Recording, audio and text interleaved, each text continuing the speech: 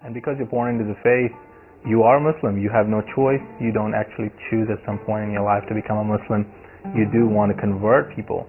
But I was born in a home that, we counted ourselves blessed to be Muslims. We went to prayers. We tried to pray usually, as much as we could 5 times a day. And we, raised to understand who God was. And, God was, He had certain rules that He wanted us to follow. And it was necessary for me to make sure my obligations were fulfilled. And, the obligations, you pray a certain way. There was a certain set way you prayed, a certain direction you prayed. So everything was pretty much dictated. So I wasn't searching for higher meaning. I wanted to make sure that I was, not going to suffer the hellfire, if you wanted to call it. My search began, or a shift in my thinking began when I went to college. Met some friends who were believers, and I did not know what that was. I was invited to a church hayride, and that is that's a very prominent moment in my life, because there were some kids on that ride too. But before they took us on the ride, there was a man there, and he shared what it meant to be a believer and what the sins of the world and Jesus, the whole thing. He took the sins away from us, from all of eternity, and the people in the future, people in the past, and I could not. That was the first time I actually heard what Jesus did for us, and that planted the seed. And I actually pulled out the Bible and started reading some of the things just to see if I could make some sense of what was going on in my mind. When debating between converting from one religion to another, I felt a lot like a trapeze artist, where if you left one thing that you felt was secure and you let go of that, will the other one be there to catch you? And I struggled with that a lot. I thought about how Christianity handled situations versus how Islam handled them. When I first heard about what it is to have your sins taken away, I had intense conversations, intense doubt and debate over everything that one would think of what's going to happen when you convert, and how that's going to impact you, your life, and your family. Just the fact that is Christianity real? And you have to allow yourself to go through all of those thoughts and take them to where they take you, so you can at least put them to rest. And so I had to and I had enough questions that I had gone over and said, what, I think this makes more sense than that. And I think this situation, I think this would be, for example, the love and the forgiveness. If you were a family member and your son, did something they shouldn't have done, after they say, you're sorry, you want to, give them a hug, love them, and accept them back. And you wouldn't want him or her, son or daughter, to pay a price to come back into the fold. So, those kinds of things just did not add up. You hit a wall. You're not really allowed to ask questions in Islam that much anyway. So when, I was hitting these walls, and I knew, okay, there's just something about this. And so I just went ahead, and I guess, the event they asked me to go to, it's a crusade that they do. Pastors come out.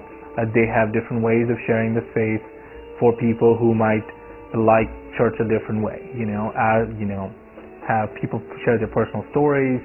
So they talked about the power of God. They talked about how God can control the spiritual universe, can hold back evil powers, can hold back the bad things, and have great love and power, and give it to you to be able to use it and set you free. So that was great for me. I went out and I said, I'm going to take this leap, accept the Lord in my heart, and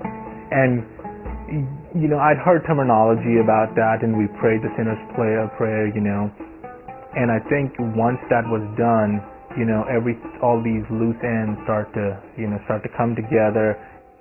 When I gave my life to the Lord at the crusade, I was, obviously on a high, at least on that evening, and I felt a sense of freedom. I felt a sense of the things that I was concerned about that stopped me from taking the sleep to begin with were no longer an issue.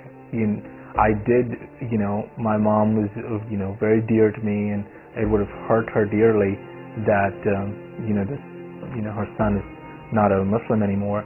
But it was as if I had this precious medicine that I had to share, and I had to do what I had to do to get this so I could share it with my family. And so the concerns that I had were not there anymore, and the excitement was when I read more about who God was. So much of the stuff that I did not understand, and the stuff that was unanswered, and how life should be, and how the world should be, or the universe should be, made sense. And that love was a major part of it, and it was not just atoms come together to make something. And so, because there was an entity that loves me, something, and that I could give back, and I could share, and just all those questions that He had put in my heart were being answered. In my time of searching, I had, I would have instances where I would see something that would trigger a thought, and one of the things I saw was a billboard that just was so perfect for me. It said something like, the problem with the religion that has all the answers is that it doesn't allow any questions. And that was just perfect in the belief system that I was in at the time. It didn't allow any questions. It wouldn't let you do that. So, and I did also have a dream, and I think back now, maybe I didn't think too much of it at the time, but I was dreaming, and plain as day I saw Jesus, and He said, I am the way, the truth, and the life. And, because I was so involved in all the stuff that I was thinking, I wrote it off as not a thing that made me jump, but at least it was a contributing factor that when I made a decision to make that leap of faith, it helped along. So it was part of the whole ingredients that made that made the package and made the final conversion. As a Christian believer, one of the favorite verses of mine were, my people are perishing for lack of knowledge. And it related to me, in a big way, because I came from a country, part of the world, that controlled the information flow in the country, controlled what you saw, what you heard, and because of an additional tool of peer pressure and just your society watching out after you, you didn't get this information. And I think back now that if Christianity was allowed in freely, they would have so many more converts in that country. So for me, I would tell those people who are not believers yet, who are Muslims, say, think about the fact that there might be some stuff that's kept from you. I would tell them, first and foremost, to understand that you may have been lied to. You may have been, information might have been kept from you. And then once you get to that point, you're willing to say, okay, let me read another viewpoint. And then you can take the step from that point on. The person that I pray for is a friend of mine from high school. And I pray for him that he may come into a place that he is exposed to a story like mine, or